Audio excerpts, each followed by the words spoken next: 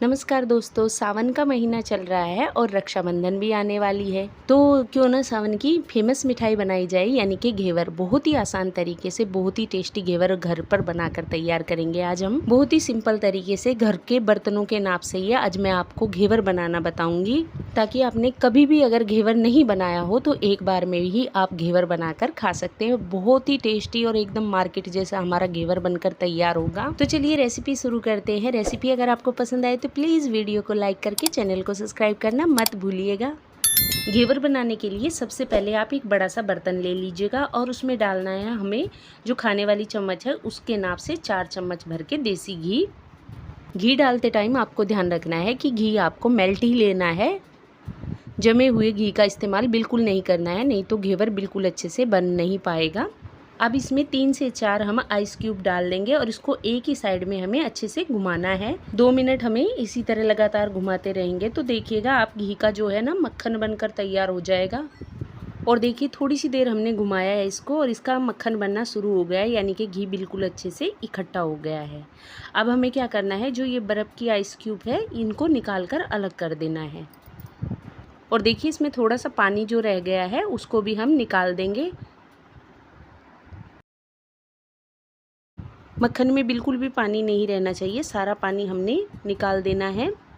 अब हमें क्या करना है, एक बार फिर से इसे बिल्कुल अच्छे से घुमाना है।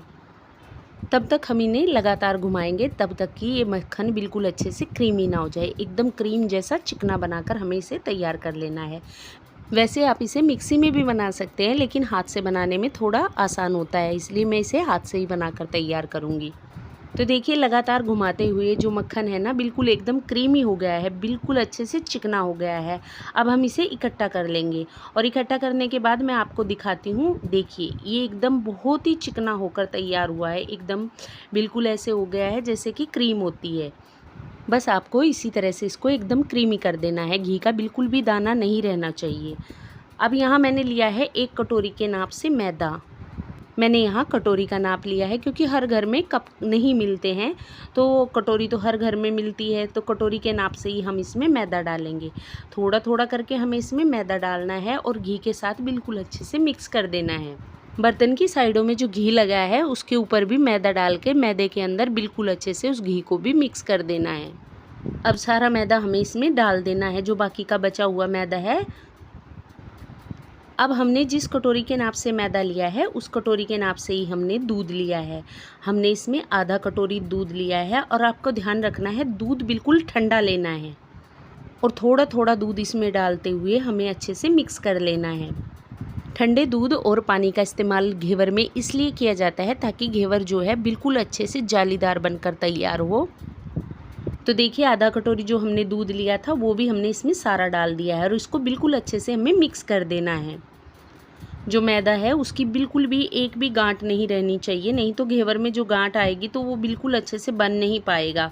बिल्कुल अच्छे से हमें इसे मिक्स कर देना है और इसकी सारी गांठों को हमने ख़त्म कर देना है। इसलिए आप ध्यान रखें कि इसमें थोड़ा थोड़ा करके ही दूध डालिएगा, ताकि जो है ना इसमें गांठें ना पड़े और बिल्कुल अच्छे से चिकना जो हमारा घोल है बनकर तैयार हो। अब देखिए हमने इसमें पानी डालना है और उसी कटोरी के नाप से मैंने 1 कटोरी भर के पानी का इस्तेमाल किया है। और पानी भी हमें इसमें बिल्कुल ठंडा इस्तेमाल करना है। थोड़ा थोड़ा पानी डालेंगे और बैटर को हमें पतला कर लेना है। आप अगर इस तरह से बताए हुए नाप से ही अगर इसमें पानी और घी का इस्तेमाल करेंगे तो यकीन मानिए आपका घेवर भी मार्केट जैसा जालीदार बनकर तैयार होगा। और बाज़ार में अगर आप घेवर ख़रीदने जाएंगे तो बहुत ही महंगा मिलता है और इतनी शुद्धता भी नहीं होती है उसमें, लेकिन आप अगर घर पर ही घेवर बनाएंगे तो 1 कटोरी मैदे से आपके बहुत सारे घेवर बनकर तैयार हो जाते हैं।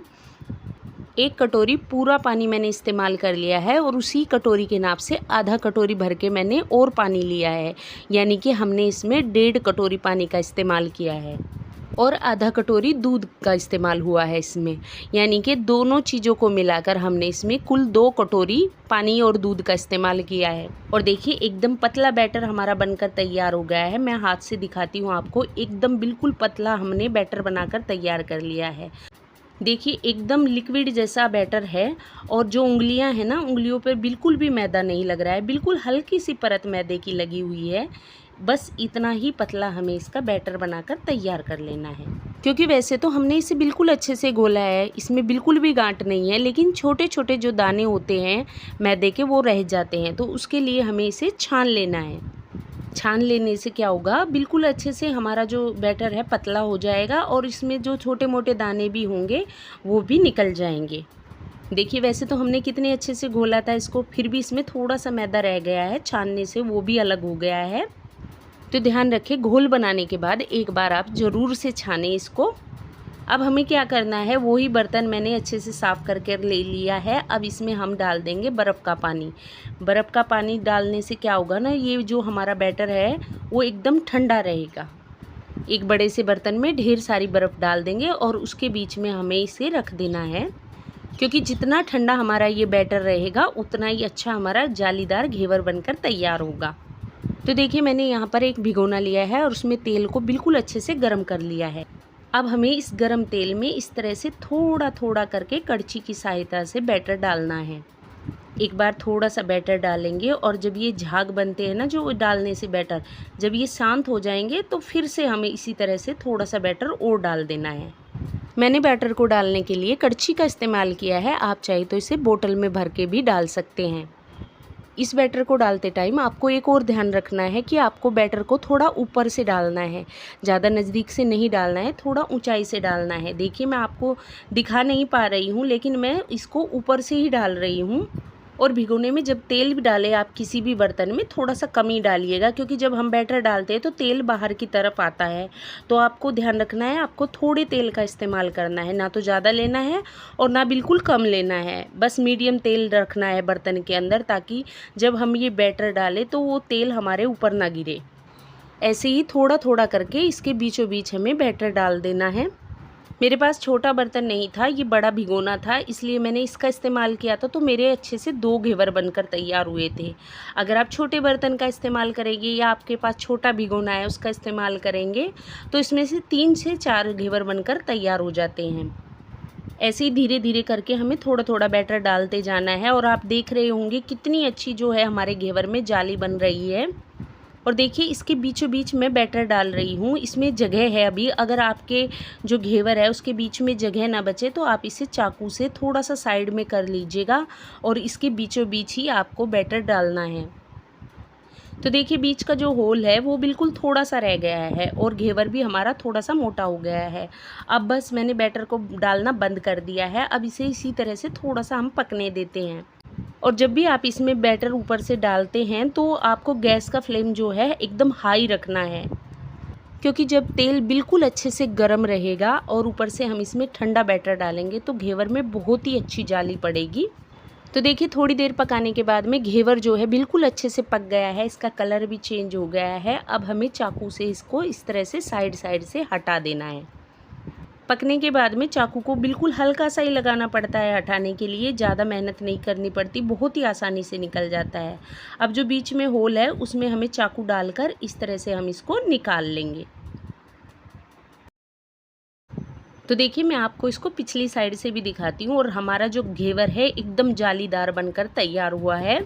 तो जैसे मैंने आपको बताया कि हमारा जो बर्तन था वो थोड़ा बड़ा था, तो हमारे 2 ही घेवर बनकर तैयार हुए हैं। अगर आपके पास छोटा बर्तन है तो आप इसमें 3 से 4 घेवर आराम से बना सकते हैं, लेकिन मैंने इसमें 2 बहुत ही बड़े साइज़ के, आप देख रहे होंगे कितने बड़े साइज़ के हमारे घेवर बनकर तैयार हुए हैं। और पीछे से भी मैं आपको इसको दिखाती हूँ कितने अच्छे से जालीदार घेवर बनकर तैयार हुआ है। तो चलिए इनको साइड में रख देते हैं और इनके लिए बनाते हैं चाशनी। अब चाशनी बनाने के लिए भी मैंने उसी कटोरी का इस्तेमाल किया है। 1 कटोरी मैंने चीनी ली है और आधा कटोरी से भी कम मैंने पानी का इस्तेमाल किया है। इसकी हमें एक तार की चाशनी नहीं बनानी है, बस चीनी अच्छे से मेल्ट हो जाए, बस उतनी ही हमें इसकी गाढ़ी चाशनी बनाकर तैयार कर लेनी है। चाशनी हमारी जो जल्दी से पककर तैयार हो जाए, तो इसके लिए मैंने हाई फ्लेम कर दिया है गैस का, बहुत ही जल्दी बनकर हमारी चाशनी तैयार हो जाएगी। तो देखिए थोड़ी देर पकाने के बाद में जो चाशनी है बिल्कुल अच्छे से पक गई है, चीनी भी अच्छे से इसमें घुल गई है। बस अब हमें गैस का फ्लेम बंद कर देना है। ये देखिए इस तरह से हमें हल्की सी चिपचिपी चाशनी बनाकर तैयार कर लेनी है।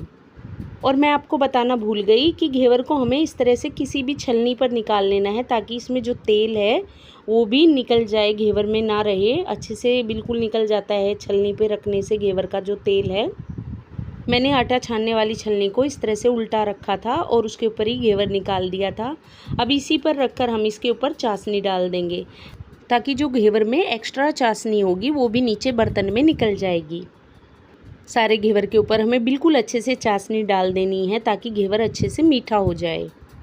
चाशनी डालने के बाद में अब हम इसके ऊपर लगाएंगे रबड़ी। यहाँ मैंने दूध से ही बनाकर रबड़ी तैयार की है। कोई इसमें मिल्क पाउडर डालता है, कोई कॉर्नफ्लोर डालता है, कोई इस रबड़ी को कस्टर्ड पाउडर डालकर बनाता है, लेकिन जो टेस्ट दूध की रबड़ी का होता है वो इन चीज़ों से नहीं आता है, क्योंकि घेवर का जो असली टेस्ट है वो इस रबड़ी से आता है। और अगर आप घेवर को स्टोर करके रखना चाहते हैं तो चाशनी और रबड़ी का इस्तेमाल ना करें। घेवर बिल्कुल भी ख़राब नहीं होगा, काफ़ी दिन तक आप इसे स्टोर कर रख सकते हैं। और जब भी आपका खाने का मन हो तो तभी आप तुरंत इस पर चाशनी और रबड़ी लगाकर खा सकते हैं। सारे घेवर पर मैंने बिल्कुल अच्छे से रबड़ी लगा ली है। अब ऊपर से हम थोड़े से इस पर ड्राई फ्रूट डाल देंगे। आप चाहे तो इस पर चांदी का वर्क भी लगा सकते हैं, बाज़ार में जैसा मिलता है वैसा ही आपका घेवर बनकर तैयार हो जाएगा। तो आपको मेरी ये रेसिपी कैसी लगी मुझे कमेंट करके ज़रूर बताइएगा। तो देखिए मैं आपको इसको काट कर दिखाती हूँ। और घेवर जो है हमारा बहुत ही अच्छा एकदम हलवा स्टाइल बनकर तैयार हुआ है। वही ऊपर से थोड़ा सा सॉफ्ट, अंदर से थोड़ा सा क्रिस्पी बना है। मैं आपको खिला तो नहीं सकती हूँ, लेकिन यकीन मानिए बहुत ही स्वादिष्ट हमारा घेवर बनकर तैयार हुआ था। मैंने इसे रिफाइंड ऑयल में बनाया है, आप चाहे तो इसे देसी घी में भी बनाकर खा सकते हैं। तो इस सावन इस घेवर को बनाकर आप ज़रूर खाइएगा। रेसिपी आपको पसंद आई है तो वीडियो को लाइक करके चैनल को सब्सक्राइब कर दीजिएगा। Thank you.